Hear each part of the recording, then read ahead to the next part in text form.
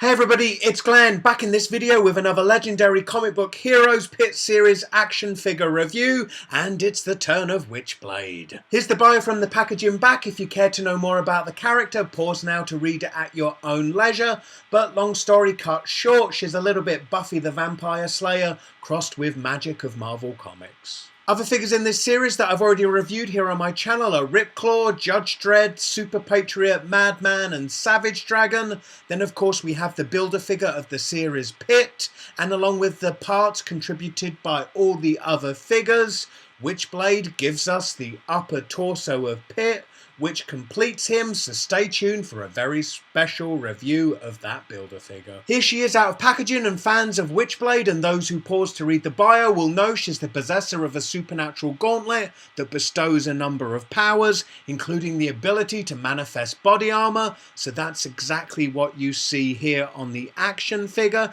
Yet if I were her, I'd probably be a bit more concerned with manifesting armor that actually covers my major organs, not just my lower arms and legs. I mean, Jaime Lannister proved you can live without a hand, much harder to live without a heart, lungs or liver, but who am I to stand in the way of tits and arse selling comic books? And to that end, I wish that the action figure was as sexy as her comic book counterpart. If we consider legendary comic book heroes continuing the trend of superposability that Toy Biz started with Marvel Legends, then we could consider Witchblade here as continuing the trend of Marvel Legend female action figures that look like the ugly sister of their comic book counterpart. Now looking at the articulation, her head does rotate somewhat as much as her hair and shoulder piece allow, and only really the tiniest amount of up and down articulation on the head. At the shoulder, her arms rotate and move up and down, but of course her right arm's going to be hindered by the shoulder piece. There's no upper arm rotation, there's a double jointed elbow. No wrist rotation, but there is a wrist hinge. She has both a diaphragm joint and then also waist rotation. She has ball-socketed hips, so you get a decent range of motion in every direction. Then the leg swivels around the hip joint. There's also a double jointed knee, and then there's rotation mid-lower leg, and then the ankle is hinged to move backwards and forwards.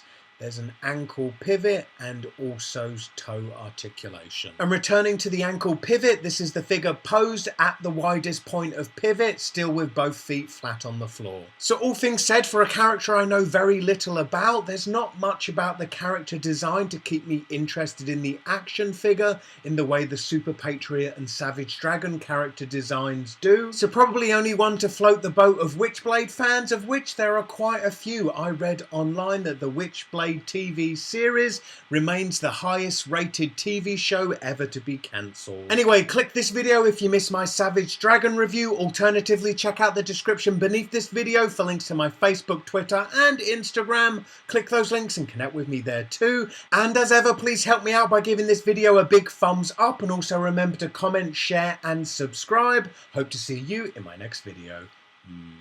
Bye.